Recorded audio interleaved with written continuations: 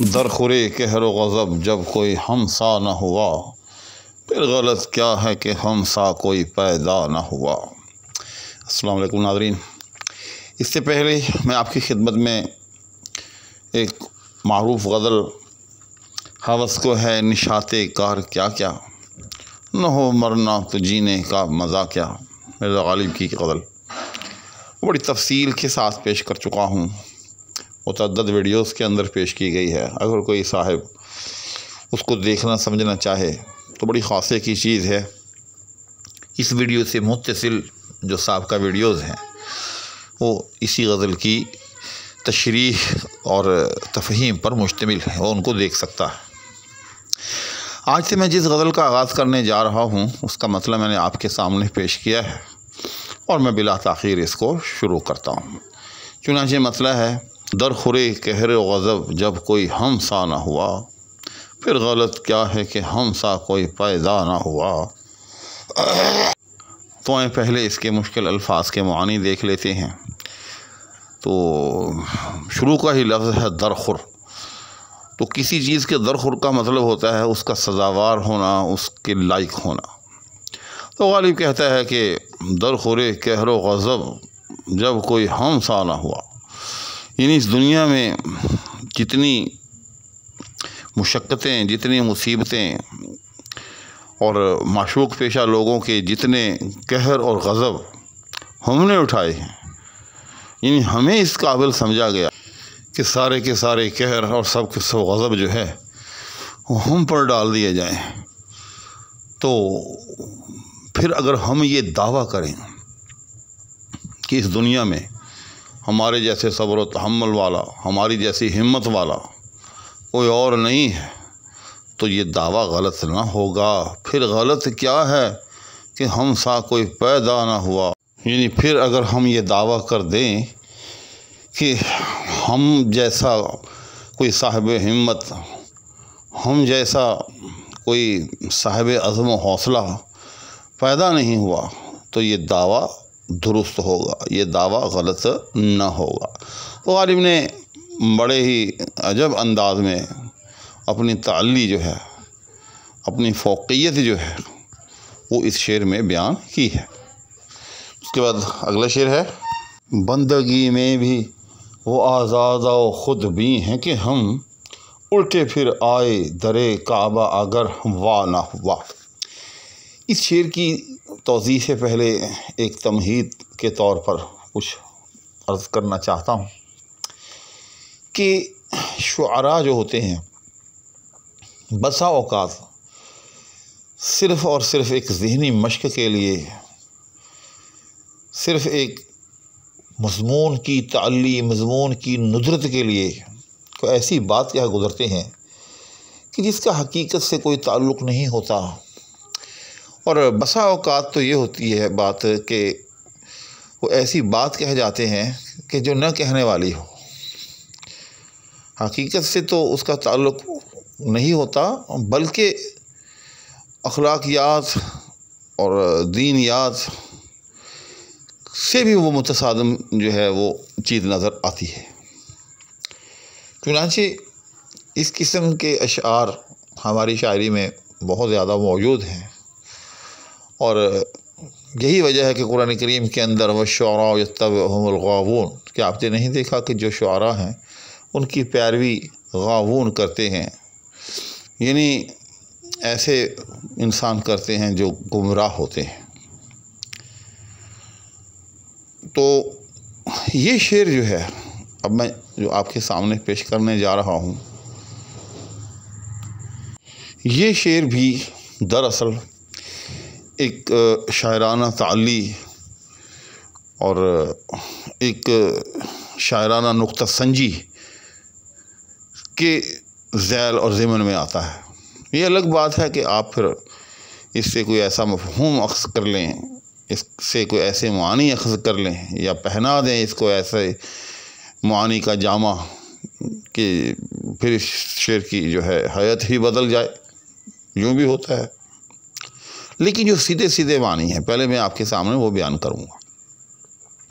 तो वालिद कहता है कि बंदगी में भी वो आज़ादा व ख़ुद भी हैं कि हम, बंदगी इबादत में भी इसका मतलब ये है कि हम आज़ाद खुद भी तो हैं ही हैं, पहले और चीज़ों में तो हैं, लेकिन यहाँ बंदगी का जो है बतौर ख़ास जिक्र हो रहा है। बंदगी में भी वो आज़ादा और आज़ाद, ये दोनों हम मानी हैं। खुद भी, खुद को देखने वाला, आपने वो दूरबीन का लफ्ज़ सुना होगा, यानी दूर देखने वाली। तो बस उसी तरह से, जिस तरह से दूरबीन दूर देखने वाली है वाला, इसी तरह से खुदबीन अपने आप को देखने वाला।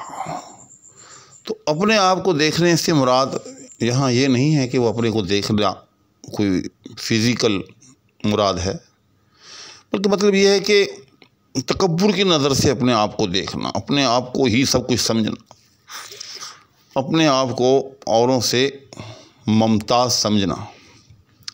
तो अब ज़रा शेर के मानी देखें कि बंदगी में भी वो आज़ादा खुद भी हैं कि हम, यानी बंदगी में भी हम अपने आप को वो आज़ाद और वो खुदबीन समझते हैं, यानी अपने आप को औरों से बहुत मुमताज़ समझते हैं, अपने आप को गैर मुक़य्यद समझते हैं, अपनी सोच, अपनी फ़िक्र एक आज़ादाना जो है वो रखते हैं कि उल्टे फिर आए दरे काबा अगर वाह ना हुआ, कि हम काबे में गए बंदगी करने के लिए, तो अगर हमारे लिए काबे का दरवाज़ा जो है वो ना खुले तो हम उल्टे फिर आते हैं, बल्कि फिर आए मादी के अंदर है, यानी हमारी ये रवश रही है, हमने ऐसा किया है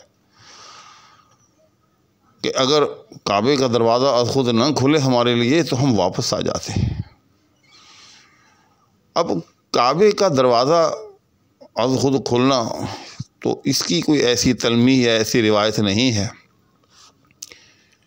तो इससे फिर यही समझ में आता है कि हमारी इबादत जो है अगर फौरी तौर पर मकबूल न हो, सरे दस्त हमें कोई ऐसी सनद न मिले, ऐसा एलाम और ऐसा इशार न मिले कि हमारी बंदगी कबूल हो गई है, तो हम बंदगी तर्क कर देते हैं। यानी दूसरे लफ्ज़ों में अल्लाह की जब इबादत करते हैं तो हमारे अंदर से खुदी, बल्कि खुद सरी तकब्बुर और गुरूर और एक ताल्ली वो मौजूद रहती है, ताकि अगर हमें अदम कबूलियत का सामना करना पड़े तो हम वो इबादत जो है वो तर्क कर देते हैं। तो जैसे मैंने अर्ज़ किया कि ये अंदाज़ जो है ये अल्लाह जल्ल शानुहू के साथ रखना, बंदगी करते हुए ये सोच और ये फ़िक्र रखना, तो ये एक शायराना फ़िक्र है, हकीकत के साथ इसका कोई ताल्लुक़ नहीं हो सकता।